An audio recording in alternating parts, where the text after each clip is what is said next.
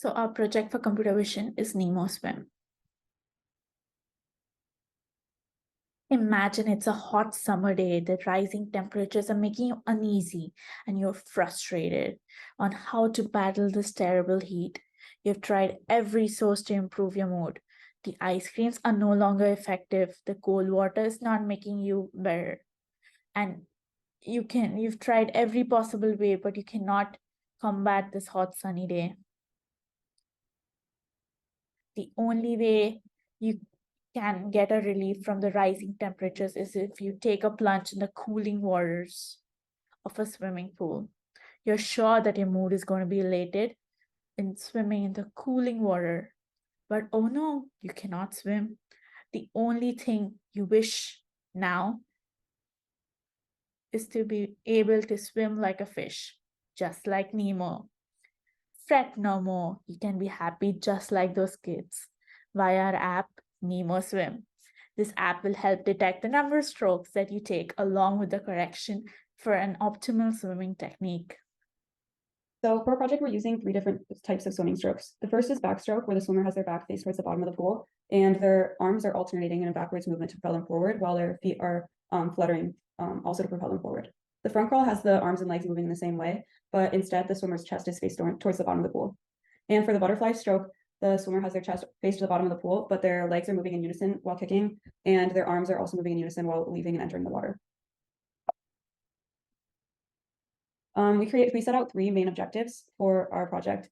The first is stroke detection. So the goal is to have our program be able to take a video of someone swimming and determine which stroke they're swimming in. And specifically, as we said before, we're determining this between backstroke, butterfly, and front crawl.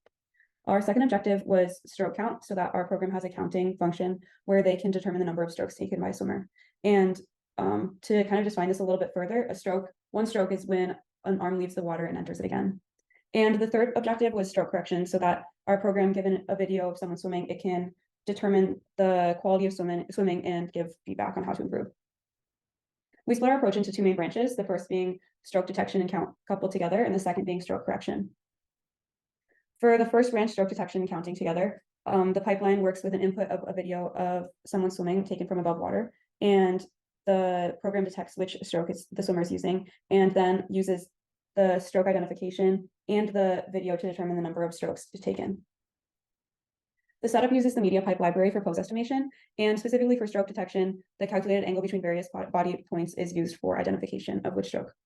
For the butterfly stroke, the angle that is being paid attention to is between a line drawn between the shoulders and between the wrists. And the idea with the butterfly stroke is that this angle should be usually less than 5 degrees because the left arm and right arm are moving in unison. So the line drawn between them would be parallel with the shoulders. And for backstroke, there are 3 parameters that could put a stroke into the backstroke category. The first being that the wrist and elbow for the stroke are above your shoulders, and the second being that the wrist and elbow angle is less than 0 degrees, and the third being that the wrist is in the negative z-axis, meaning that the wrist is underwater. And depending on the frame, if the frame meets these one of these requirements, then it is put into the backstroke category.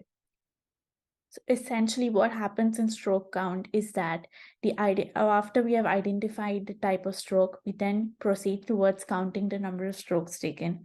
We are using media pipe library for the post estimation to count the number of strokes taken by the swimmer and calculate the angle between various points.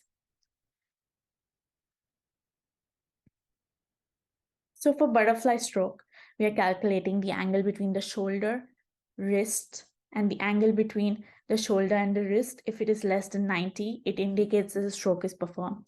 After which, we calculate the negative z value that is done via the media pipe. So if your hand is in the negative, is giving a negative z value, it indicates that the wrist is underwater.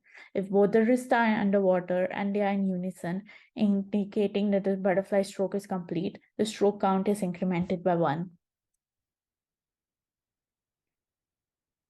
Now for backstroke, what we do is since backstroke inherently is performed differently than butterfly, we have made some changes.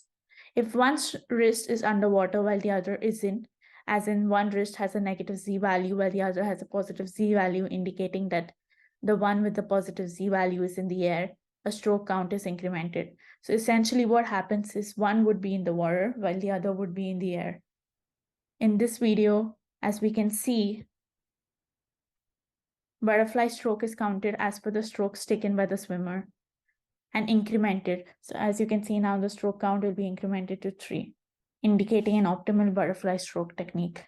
So what happens in backstroke count is also that one of the hand is underwater while the other isn't. As you can see, the swimmer's one wrist is underwater while the other is not, and the stroke count gets incremented. For the next branch, stroke correction, the input starts as a video with the labeled type of stroke, and based on that label, the relevant angle is calculated, and this is used for stroke analysis and correction. So for stroke correction, again, we use media pipe library for post estimation. We calculate the angles between the shoulder, hand, and elbow as body points for stroke detection. So what you would assume a good stroke percentage would be? A good stroke percentage is basically the good stroke count divided by the total number of strokes.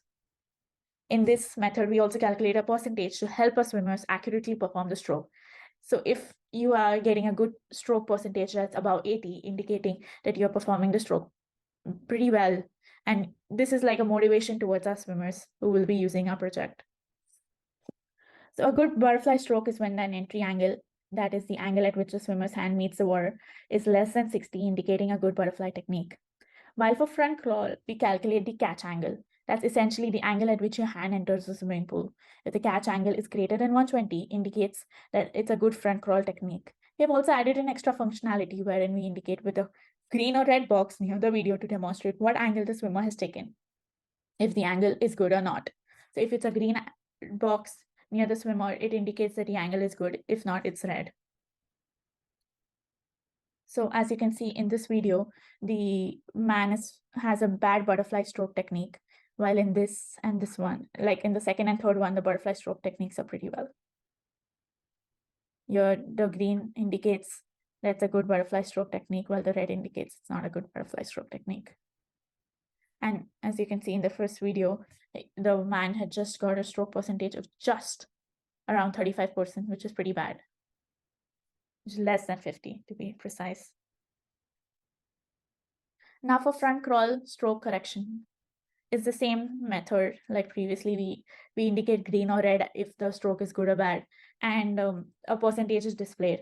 As you can see over here, the woman swimmer performs on an average front crawl, since the percentage of the front crawl stroke correction is around 60%, while the man performs pretty well since the front crawl stroke percentage goes up to 80 as well.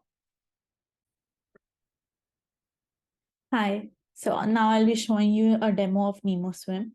So essentially what happens is when we run the program, we can have a choice. Either we can count strokes and identify strokes, or else we can correct a butterfly freestyle stroke. So now in counting strokes and identifying strokes, it can at present identify backstroke and it can identify butterfly strokes. So that's what I'll be choosing first. So this iterates through the library and reads through each file.